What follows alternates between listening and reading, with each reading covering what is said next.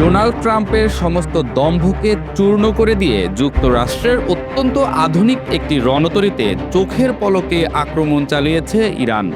এই ঘটনার ভয়াবহতায় কাঁপছে ইসরায়েলের যুদ্ধশিবির।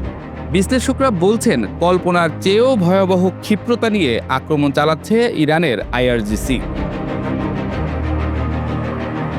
অনেকেই অনুমান করছেন, ইরানের অস্ত্রভান্ডার সম্পর্কে প্রকৃত তথ্য সংগ্রহে ব্যর্থ ইসরায়েল ও যুক্তরাষ্ট্রের গোয়েন্দারা। তারা হয়তো ভেবেছিল একদিনের আক্রমণেই কাবু হয়ে পড়বে ইরান, কিন্তু তাদের সব জল্পনা কল্পনার অবসান ঘটিয়ে স্থল, নৌ ও আকাশপথ দাপিয়ে বেড়াচ্ছে ইরানি সেনারা।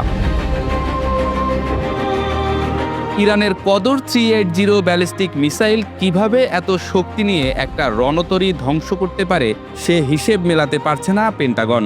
শুরুতে অনেকেই হয়তো ভেবেছিল ইরান শুধু ফাঁকা বলে দিচ্ছে, কিন্তু বিশ্লেষকরা এখন দেখছেন ইরান নিজেদের যতটা শক্তিশালী বলে এতদিন ধরে গণমাধ্যমে প্রচার করে আসছিল, তারা তার চেয়েও অনেক বেশি শক্তিশালী। এই মুহূর্তে আরব সাগর এবং হরমুজ প্রণালীর আশেপাশে যুক্তরাষ্ট্রের একাধিক নৌবহর মোতায়েন রয়েছে। সামরিক সূত্র অনুযায়ী সেখানে অবস্থান করছে যুক্তরাষ্ট্রের নিমিটস শ্রেণীর বিমানবাহী রণতরী ইউএসএস আব্রাহাম লিঙ্কন আই। এর সঙ্গে রয়েছে একাধিক গাইডেড মিসাইল ডেস্ট্রয়ার। এছাড়াও ওই অঞ্চলে টহলে আছে littoral combat ship USS Tulsa আই। একই সময় হরমুজ প্রণালীর কাছাকাছি এলাকায় অবস্থান করছে ইউএসএস মিকায়েল মার্ফি ও ইউএসএস মিস্টার ডেস্ট্রয়ার। এই বিশাল নৌবহরের মূল লক্ষ্য ইরানকে সামরিকভাবে চাপে রাখা এবং মধ্যপ্রাচ্যের সামুদ্রিক রুটগুলোকে নিয়ন্ত্রণে রাখা। কিন্তু বিশ্লেষকরা বলছেন, ইরানের ক্ষেপণাস্ত্র ভান্ডার এমনভাবে সজ্জিত করা হয়েছে যাতে সমুদ্রের যুদ্ধক্ষেত্রেও তারা শক্ত প্রতিরোধ গড়ে তুলতে পারে। ইরানের নৌবাহিনী ও আইআরজিসির হাতে রয়েছে বেশ কয়েকটি শক্তিশালী অ্যান্টিশিপ ক্ষেপণাস্ত্র। এর মধ্যে অন্যতম নূর ও কদর মিসাইল।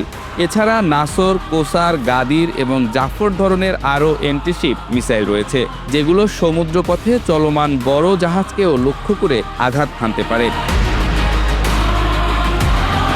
এছাড়া সামরিক মহলে সবচেয়ে বেশি আলোচিত ইরানের খালিজ ফার্স নামের অ্যান্টিশিপ ব্যালিস্টিক মিসাইল।